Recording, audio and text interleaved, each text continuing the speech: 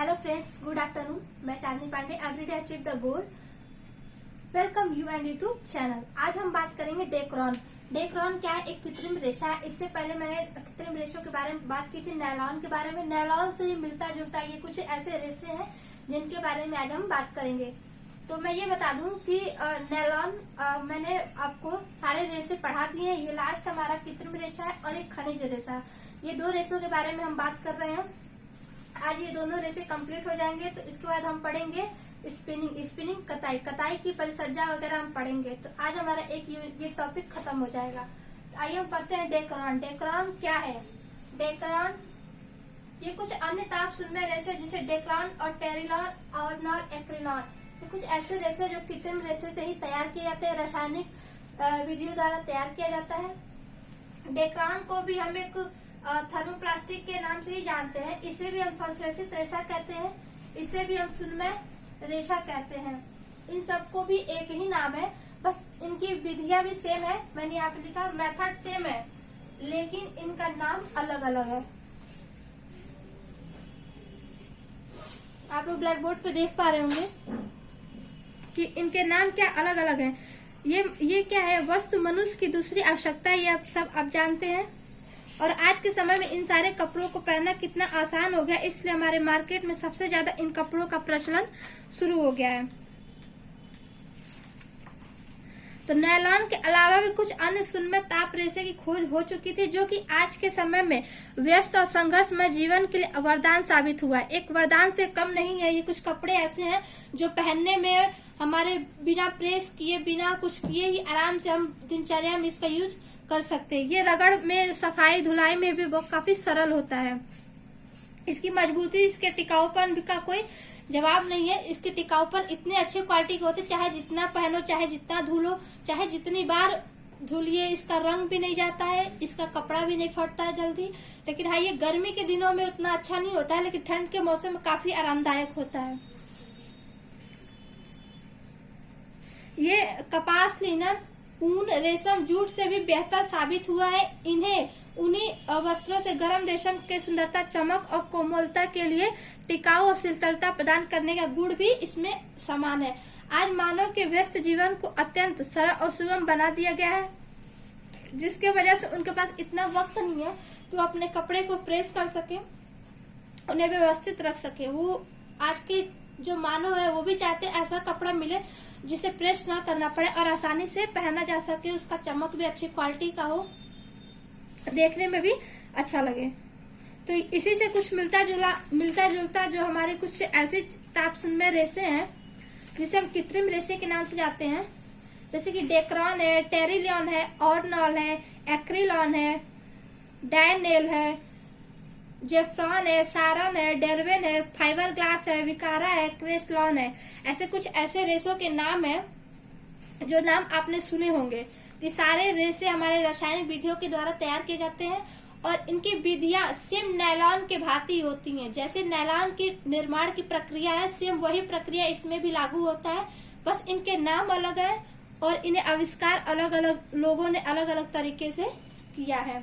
सबसे पहले हम बात करेंगे डेक्रोन। डेक्रोन क्या है? डेक्रोन, टेरिलिन और पॉलिस्टर ये सेम रेशे हैं। मैं बता दूं कि डेक्रोन, टेरिलिन और पॉलिस्टर ये तीनों सेम रेशे हैं।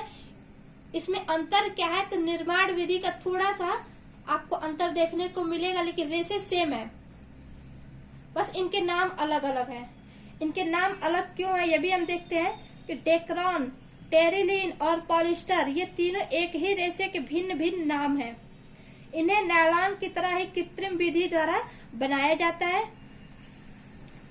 इनकी बनाने का मेथड जो होता है सेम होता है, नाम सिर्फ अलग अलग है। डेक्रोन का आविष्कार किसने किया था? तो डॉक्टर कैरोथर्स ने किया था। मैं यहाँ पे लिख देती हूँ।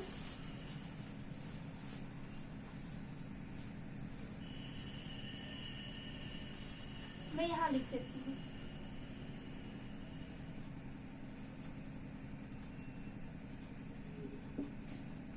डॉक्टर कैरोथर्स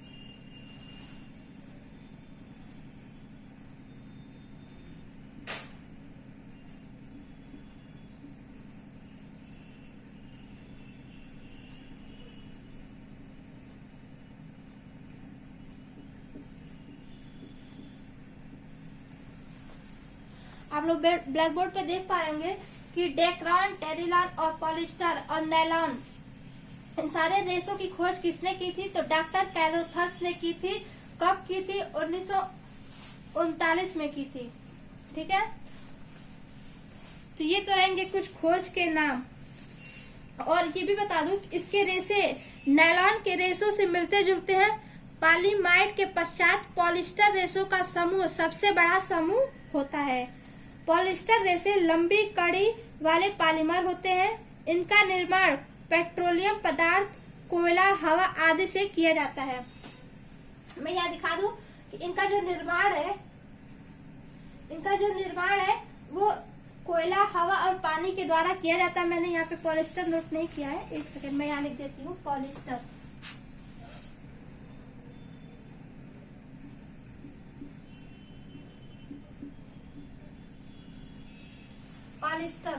इनका जो निर्माण है ये कोयला, हवा और पानी के द्वारा किया जाता है। मैं थोड़ी सी साइड हो जा रही हूँ जिससे आपको दिखाई दे सके। पॉलिस्टर के निर्माण आप देख पा रहे होंगे कि हवा के द्वारा किया जा रहा है। और सन 1939 और 1941 तक कोलिको प्रिंटर एसोसिएशन की प्रयोगशाला में इंग्लैंड में इस रेशे की खोज का स्टार्ट हुआ था। वहां के वैज्ञानिक ने एक ऐसे पॉलीमर की खोज की जिसे टेरिलिन नाम दिया। अब देखिएगा कि जो पॉलिस्टर का निर्माण किया गया कोयला, हवा और पानी के द्वारा, उसके बाद इसी प्रक्रिया के द्वारा इंग्लैंड में एक वैज्ञानिक ने इसकी खोज की और उन्होंने फिर दोबारा इन सारे मेथड को रिपीट किया और फिर उन्होंने सेम रेशा पाया, लेकिन उसका नाम उन्होंने क्या रख दिया? टेरिलिन रख दिया। मेथड वही था, बस जिन्होंने इसे अपने प्रयोगशाला में प्रयोग किया और नया नया नाम देते गए। तो उन्होंने क्या किया? इंग्लैंड में टेरिलिन नाम दे दिया। अमेरिका के जो थे उन्होंने भी इसकी खोज किया और उन्होंने डेक्रान नाम दे दिया। देखिए, टेरिलिन का नाम किसने दिया था? इंग्लैंड में दिया गया था। और डेक्रान का नाम अमेरिका की कंपनी ने दिया था 1991 में। ये अलग अलग नाम थे। तो टेरिलिन और डेक्रान नाम काफी प्रसिद्ध रहे तथा सिर्फ भारत में ही नहीं बल्कि विश्व के अधिकांश हिस्से में भी इन रेशों से बने वस्त्रों का उपयोग होने लगा। टेरिलिन और डेक्रान ये दोनों ही रेशों में रासायनिक रूप से कोई अंतर नहीं है, परंतु दोनों के निर्माण विधि में अलग अलग पॉलीमर का प्रयोग किया जाता है। यहाँ पे पॉलीमर का ये मतलब हुआ कि जो रेशे होते हैं, मैंने नायलॉन जब पढ़ाया था उसमें बताया था कि एक ढांचा होता है, उस ढांचे में डालने के बाद जो उसमें छोटे छोटे छेद होते हैं उसमें रेशे निकलते हैं। कुछ रेशे ऐसे होते हैं जो काफी कड़े होते हैं, कुछ ऐसे रेशे होते हैं जिन्हें हम पिघला करके गर्म भट्टी में डाल करके पिघलाते हैं। पिघलाने के बाद उसमें डालने के बाद पतले पतले रेशे तैयार होते हैं। तो उन्हें अपनी आवश्यकता अनुसार तैयार करते हैं, तो जिसमें डालते हैं और जो प्रक्रिया होती है उसे हम पॉलीमर कहते हैं। ठीक, यहाँ तक आप लोग को समझ में आ रहा होगा कि ये कुछ अलग नाम नहीं है। नायलॉन, डेक्रान, टेरिलॉन, पॉलिस्टर सारे निर्माण की विधियां सेम है, बस नाम अलग अलग है। अलग अलग वैज्ञानिक ने अलग अलग देशों ने अपने अनुसार इसकी प्रक्रियाएं की और अलग अलग नाम रख दिया। रेशा एक है, नाम अनेक है। इसी तरह पॉलिस्टर रेशों के निर्माण के लिए सबसे पहले टेरिफ्थैलिन अम्ल और इथिलीन ग्लाइकोल को आपस में मिलाया गया। यहाँ पे आप देख पा रहे हो, टेरिफ्थैलिन अम्ल और इथिलीन ग्लाइकोल को आपस में मिलाया गया जिससे हमारा टेरिलिन प्राप्त हुआ। टेरिलिन कैसे प्राप्त हुआ? तो टेरिफ्थैलिन अम्ल और इथिलीन ग्लाइकोल, इसका ये सूत्र है, रासायनिक सूत्र है। इन दोनों को मिलाने के बाद हमारा टेरिलिन प्राप्त होता है। आजकल डेक्रान के रेशों की प्राप्ति के लिए अलग प्रकार के रसायनों का प्रयोग किया जा रहा है जिससे और अच्छे अच्छे कपड़े तैयार किए जा सके। और ये भी बता दें कि जिन्हें डेक्रान कहा जाता है इन्हें इच्छा अनुसार लंबाई और व्यास के लिए तैयार किए जाते हैं। इसे स्पिनिरेट के छिद्रों से गुजारने के पश्चात रेशों को गर्म अवस्था में अपनी मौलिक लंबाई से 6 से 7 गुना अधिक लंबाई तक खींचा जाता है। रेशा खींचने के लिए गोडेल व्हील का प्रयोग किया जाता है। रेशा जो रासायनिक प्रक्रियाओं के द्वारा उसमें डाला जाता है तो इतना गीला होता है, उसे खींचने के लिए हमें प्रयोग करना पड़ता है किसका? गोडेल व्हील का प्रयोग किया जाता है। मैंने यहाँ पे नोट किया हुआ है कि रेशा खींचने के लिए गोडेल व्हील का प्रयोग किया जाता है। ये एग्जाम में पूछ सकता है कि रेशा रासायनिक प्रक्रियाओं के द्वारा रेशा खींचने के लिए किसका प्रयोग किया जाता है, तो गोडेल व्हील का। गोडेल व्हील के द्वारा एक मशीन की तरह उपकरण ही है जिससे हम पकड़ करके रेशे को खींचने का काम करता है। रेशा इतना टाइट होता है कि हम नॉर्मल एक हाथ से उतने आसानी से उतनी लंबाई में नहीं खींच सकते, जिसकी वजह से इनकी सहायता से हम रेशे को चाहे जितना खींच सकते हैं। तो ये तो रहे हमारे डेक्रॉन और टेरिलॉन और पॉलिस्टर। ठीक, अब हम पढ़ेंगे, ये भी बता दें कि डेक्रॉन के धागे का जो प्रकार है नायलॉन के धागे के सेम प्रकार होता है। इसमें भी हम मोनोफिलामेंट, मल्टीफिलामेंट, स्पून स्ट्रक्चर, ये 4 इसके प्रकार हैं। कोई अलग प्रकार नहीं है कि इसका अलग हो, टेरिलॉन का अलग प्रकार हो, ऐसा कुछ नहीं है, सब सेम है। इसमें भी हम एक रेशीय धागा पाते हैं, बहुरेशीय धागा बनाते हैं, स्पन यार्न धागा प्राप्त होता है, टेक्सचर धागा प्राप्त होता है। अब हम बात करेंगे ऑर्नॉल। ऑर्नॉल क्या होता है?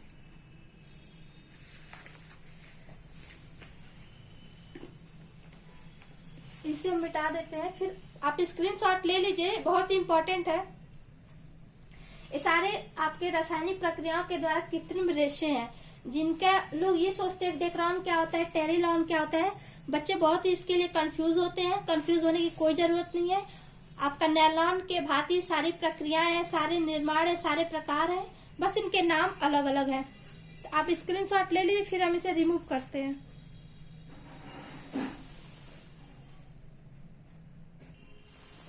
फ्रेंड्स, अब हम बात करेंगे ऑर्नॉल के बारे में। ऑर्नॉल क्या है? ऑर्नॉल की खोज 1948 में की गई थी। ऑर्नॉल एक एक्रिलिक रेशा है। यह भी एक संश्लेषित पॉलीमर रेशे की भांति है जो काफी जटिल और रासायनिक प्रक्रियाओं के द्वारा तैयार किया जाता है। इसमें 85% एक्रिलोनाइट्रिक होता है। इसकी आणविक संरचना में पॉलीमर की लंबाई श्रृंखला होती है। इसकी निर्माण विधि भी सेम नायलॉन की भांति होती है। इसमें थोड़ा सा अंतर होता है कि इसमें इथिलीन और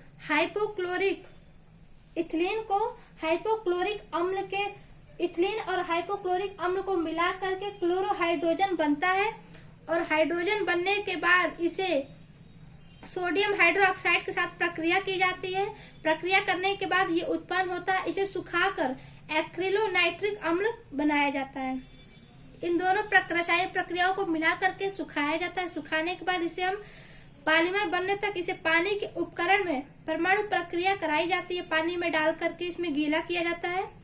इसके पॉलीमर बन जाते हैं। गीला करने के बाद उसे फेंट देते हैं तो ये पॉलीमर तैयार हो जाते हैं। पॉलीमर हमारा एक घोल होता है, इसको हम पॉलीमर कहते हैं। जो सारी रासायनिक प्रक्रियाओं के द्वारा एक घोल तैयार किया जाता है उसमें पॉलीमर होता है। अब इन्हें भारी प्लेटों से दबा करके छोटे छोटे टुकड़ों में काट लेते हैं। इन्हें कटे हुए टुकड़ों को हाइड्रो रासायनिक अम्ल अथवा कुछ अन्य घोलक को मिला करके एक विस्कस तैयार किया जाता है। इस तैयार विस्कस घोल को स्पिनिरेट के क्षेत्र में डाल करके गुजारा जाता है, जिससे ऑर्नॉल के रेशे तैयार हो जाते हैं। रेशे को गर्म अवस्था में ही खींचकर इन्हें मजबूत रेशा बना लिया जाता है। इन रेशे को गर्म भाप या गैस से सुखाकर रील पर धागों को लपेटते जाते हैं, जिससे एक वांछित अविरल लंबाई के धागे का निर्माण होता है। इस प्रक्रियाओं के द्वारा हमारा ऑर्नॉल तैयार होता है। तो ऑर्नॉल भी आप देख पा रहे हैं कि नायलॉन, डेक्रॉन की भांति इसका भी निर्माण है। बस थोड़े थोड़े अलग अलग रसायनों को मिला करके सिर्फ इसमें 1-2% का अंतर होता है। ऑर्नॉल का क्या है? ऊन का उत्तम अनुकूल। इसमें क्या होता है? ऊन से भी श्रेष्ठ ये बेस्ट क्वालिटी का मतलब रेशा प्राप्त होता है। आप ये अनुमान लगा सकते हैं सब रेशे कितने अच्छे क्वालिटी और कितने मजबूत होते हैं कि ऊन से भी मजबूत ये रेशे प्राप्त होते हैं। अब हम बात करेंगे एक्रिलॉन। एक्रिलॉन क्या होता है? इसका आप स्क्रीनशॉट ले सकते हो। सिर्फ ये छोटे छोटे पॉइंट्स है जो एग्जाम में पूछते हैं। ऑर्नॉल क्या है, डेक्रॉन क्या है, पॉलिस्टर क्या है, टेरिलिन क्या है, ये कौन से रेशे हैं? तो एक रासायनिक रेशे, संश्लेषित रेशे, शून्य ताप रेशे हैं, सारे रेसे सेम है, बस नाम अलग अलग है। तो आप इसका भी स्क्रीनशॉट ले लीजिए।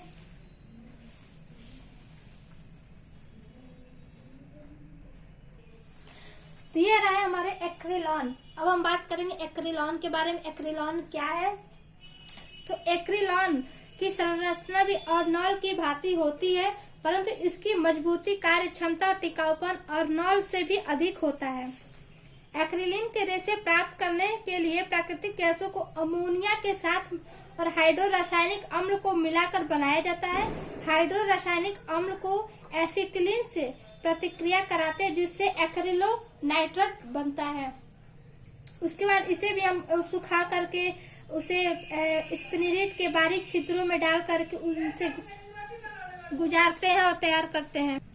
तो फ्रेंड्स, आप लोग देख पा रहे हैं कि गाढ़ा घोल तैयार करके स्पिनिरेट के छिद्रों से गुजार करके एक्रिलिक रेशा तैयार किया जाता है और रेशा को खींचना, काट करके उसे तैयार करते हैं। और ये हमारा एक्रिलॉन जो होता है, इसके रेशे काटने की वजह से स्टेपल फाइबर प्राप्त होता है। स्टेपल का हिंदी में छोटा रेशा कहते हैं।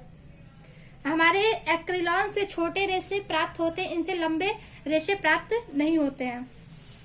ये रेशे चमकदार, कोमल और लचीले होते हैं। इनमें मजबूती भी काफी अच्छी होती है। सूक्ष्मदर्शी रचना से देखने पे इसके रेशे ऑर्नॉल के रेशे के ही तरह दिखाई देते हैं। तो ये हम कह सकते हैं कि सारे रेशे मिलते जुलते एक दूसरे से कनेक्ट हैं। कुछ ऐसी रासायनिक प्रक्रियाएं हैं जो थोड़ी थोड़ी अलग अलग करके इन्हें तैयार किया गया है। तो ये रहे हमारे कुछ एक्रिलॉन। अब हम बात करेंगे खनिज एस्बेस्टस। हमने प्राकृतिक पढ़ा, हमने जंतु पढ़ा, हमने प्राकृतिक रेशा, वनस्पतिक रेशा, जंतु रेशा और कृत्रिम रेशे, इन 4 रेशों के बारे में बात की। अब हम पढ़ेंगे खनिज रेशा। खनिज रेशा क्या होता है, इसके बारे में बात करेंगे। आज हमारा सारा ये रेशे खत्म हो जाएंगे। इसी वीडियो में पूरे रेशे को पढ़ा दूंगी। नेक्स्ट हम स्पिनिंग पढ़ेंगे, नए टॉपिक का स्टार्ट करेंगे। अब हम बात करेंगे खनिज रेशे। खनिज रेशे को हम एस्बेस्टस के नाम से भी जानते हैं। इससे हमारे सोने, चांदी, तांबा आदि धातु को गला करके तैयार किए गए रेशे जो होते हैं, उससे हम खनिज रेशे के नाम से जानते हैं।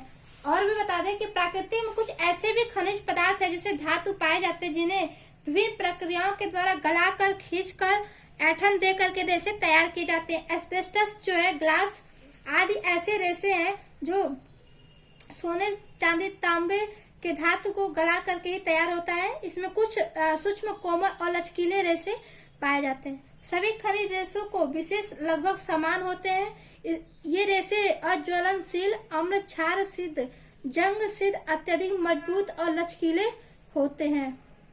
एस्बेस्टस जो है एक प्राकृतिक खनिज रेशा है जो विभिन्न विधि प्रकार के चट्टानों से प्राप्त होता है। इसके द्वारा चट्टान अधिकतर कनाडा के रूस में पाए जाते हैं। चट्टानों में कैल्शियम, मैग्नीशियम की सिलिकेट होते हैं। ये सिलिकेट होते हैं जिसमें खनिज पदार्थ भी उपस्थित होते हैं। एस्बेस्टस के रेशे लंबे, कोमल, लचकीले व सफेद रंग के होते हैं। तो ये रहे कुछ हमारे एस्बेस्टस जो प्राप्त होते हैं। ये खनिज रेशों से हमें फाइबर ग्लास भी प्राप्त होता है। सर्वप्रथम जर्मनी में हुआ था और 1931 में अमेरिका में हुआ था। फाइबर ग्लास से वस्त्रों का निर्माण 1948 में प्रारंभ किया गया था।